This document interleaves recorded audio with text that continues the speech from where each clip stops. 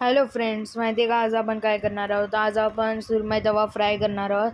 त्यासाठी आपण सुरमईला 5 मिनिटपर्यंत मॅरिनेट केले आहे आणि बाजूला तांदळाचं पीठ आणि घरगुती मसाला आणि हळद घेतली आहे. आणि तवा छान गरम झाल्यावर 2 चमचे तेल टाकायचं आहे आणि तेल बरोबर गरम झाल्यावर सुरमईला घ्यायचं आहे आणि मिश्रणमध्ये टाकायचं आहे.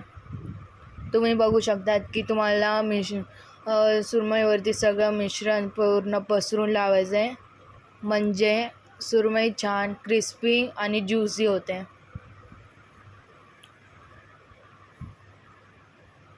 मिश्रण लावल्यानंतर तुम्हाला तव्यावरती सुरमई टाकायची आहे आणि त्याच्यावरती एक झाकण लावायचं आहे, म्हणजे वाफ तयार होऊन ते एक चांगलं शिजेल. आणि 2-3 मिनटानंतर सुरमईला पलटायचं आहे. तुम्ही बघू शकतात की सुरमई दिसतानाच खूप छान आणि क्रिस्पी वाटते आहे. आणि थोडंसं अजून आपण 2 चमचा तेल टाकले आणि ते अजून ज्युसी होण्यासाठी.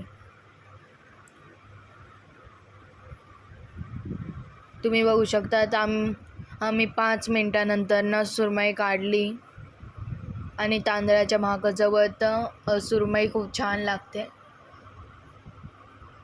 आणि असेच चांगले रेसिपी बघण्यासाठी लाईक, शेअर, सबस्क्राईब करा आणि माझ्या इंस्टाग्राम अकाउंटला फॉलो करा. थँक्यू.